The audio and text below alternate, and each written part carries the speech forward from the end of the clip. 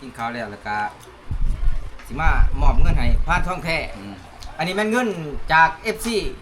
ที่เพิ่นฝากมาจาก USA พุ่นแหละหรือว่าสหรัฐอเมริกาฝากมาให้ทีมงานซั่นซะฝากมาให้บ่เฮียงแน่แล้วก็ฝากมาให้พานท่องแท้2คนจำนวนเงินที่เพิ่นฝากมาเบิดนี่จะแม่น$300ทุกคนเลยให้บ่เฮียงนี่แม่น200เพราะว่าเพิ่นฝากมาซอยรองบ่เฮียงแล้วก็ให้พานท่องแท้อีก100ตกเป็นเงินกีบสิประมาณ2,200,000กับ18,000กีบให้พานท่องแท้100นะเอาขอขอบคุณขอบใจน้ำอ้ายเพิ่นหลายๆที่สนับสนุนทีมงานขอให้ห่างให้มีอยู่ดีมีแห้งลำๆรวยๆบุญคำนำสู้อ้ายเอ้ย เก่งๆปังๆเนาะ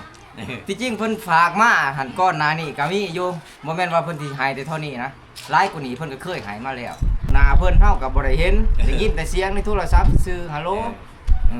สิว่าพ่อแม่เฮาก็บ่แม่นเพิ่นก็ยังให้เฮามาหลายซ้ำนี้นะก็บ่ประมาทบุญคุณเพิ่น เอ้าขอบใจหลายเด้อเด้อ ขอบใจหลายจังได้กะอายุมันคนยืน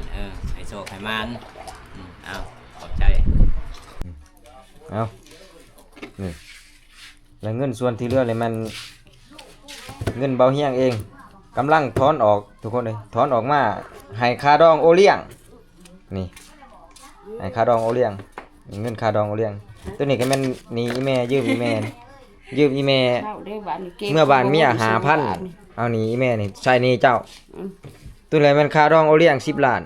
นี่เลยคอยหายได้แต่10 ล้านใช่ก็เอาเลยเนาะขอบใจเห็นจะได้ซะ5 ล้านเอาน้ำปลาเพราะแต่ว่าเป็นมกเป็นใจกับพ่อเลยโอเลี้ยงกันนะแม่กับแม่สิอยากได้เนาะก็มันบ่จำเป็นเนาะเอาเขาก็สิมาแจ้ง FC เลยบัดนี้ทุกคนเลยผ่านโอเลี้ยงนี่สิเอาเมียอีกแล้วผ่านโอเลี้ยงนี่อยากได้เมียอีกแล้วผู้เพิ่นเอาไก่แฮงไก่กว่าบ่เฮียงอีกบ่เฮียงคิดว่าบ่เฮียงเอาเมียบ้านไก่เลยผ่านโอเลี้ยงแฮงเอาไก่กว่าบ่เฮียงอีกหลายร้อยลักทุกคนเลยเดี๋ยวนี้ผ่านโอเลี้ยงกันยังอยู่บ้านเมียคุณ